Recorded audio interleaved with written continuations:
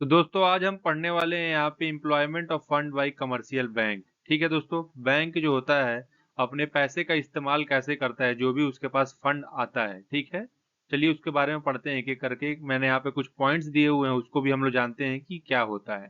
पहले यहाँ पे दिया है लैंडिंग। ठीक है, पहला जो तरीका है बैंक का वो है लैंडिंग, मतलब लोन को देना या फिर लोन जो भी डिपॉजिट वगैरह आता है वो बैंक में जमा कराना। पहला यहाँ पे क्या है, loan in advance. Bank lend money to individual businesses and their entities। ठीक है, this is the primary way bank use fund and they are interest from this loan.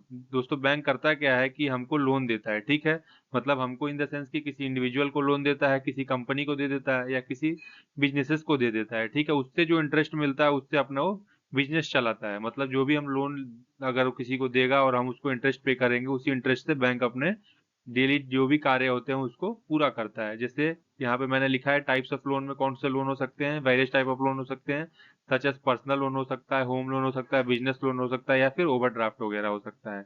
ठीक है दोस्तों, उसके बाद जो सेकंड है यहाँ पे वो है इन्वेस्टमेंट इन सिक्योरिटीज। ठीक है, जो गवर्नमेंट सिक्योरिटीज होती है उसमें इन्वेस्ट करता है बैंक। ठीक है, यहाँ पे लिखा भी है bank invest in government bonds and treasury bill which are considered safe and provide regular return.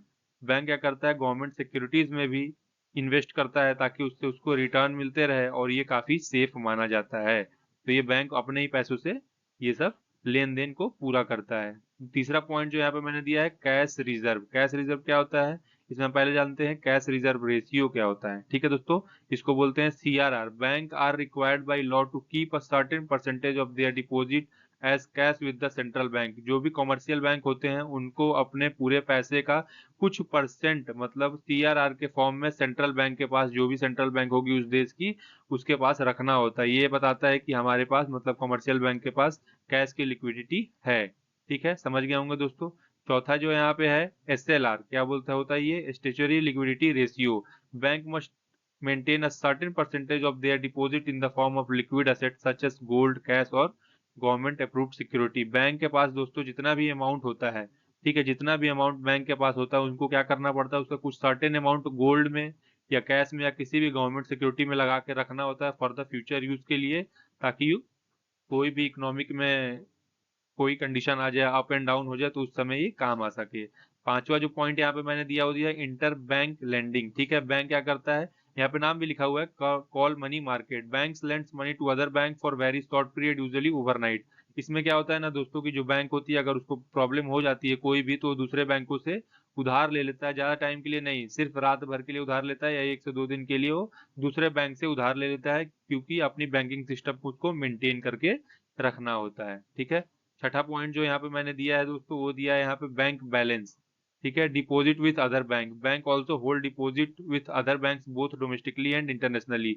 यहाँ पे ये दोस्तों बताने की कोशिश की गई है कि बैंक क्या करता है ना, सपोज डेट कि हमारे यहाँ बहुत सारे बैंक है कमर्शियल बैंक। ठीक है, 10-12 कमर्शियल बैंक है। ये कमर्शियल बैंक में किसी का अकाउंट है, वो क्या करता है दूसरे बैंकों में भेजता है, तो बैंक बीच में क्या कर देता है, होल्ड कर देता है।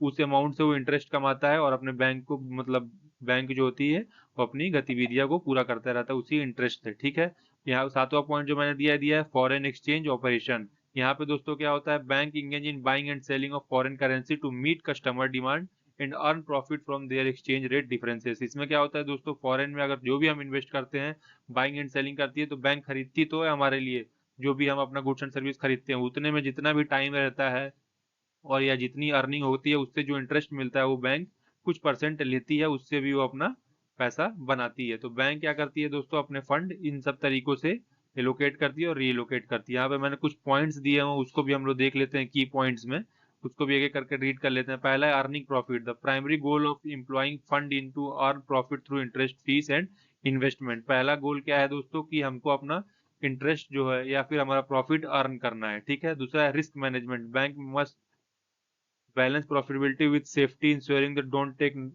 On too much risk. Bank क्या करता है, रिस्क भी लेता है और ज्यादा रिस्क भी नहीं लेता है। किस लिए, जो हमारे फंड होते हैं उनको इधर से उधर करने में और जो इंटरेस्ट मिलता है उसको भी मेंटेन करने में। ठीक है, तो होप करता हूँ कि आपको ये पूरी चीजें क्लियर हो गई होंगी दोस्तों। अगर अभी आपको कोई दिक्कत है इससे रिलेटेड तो आप हमें यूट्यूब पे ही कमेंट करिए, हम आपको गाइडेंस देंगे पूरा। ठीक है, चलिए मिलते हैं अगली वीडियो में, तब तक के लिए जय हिंद।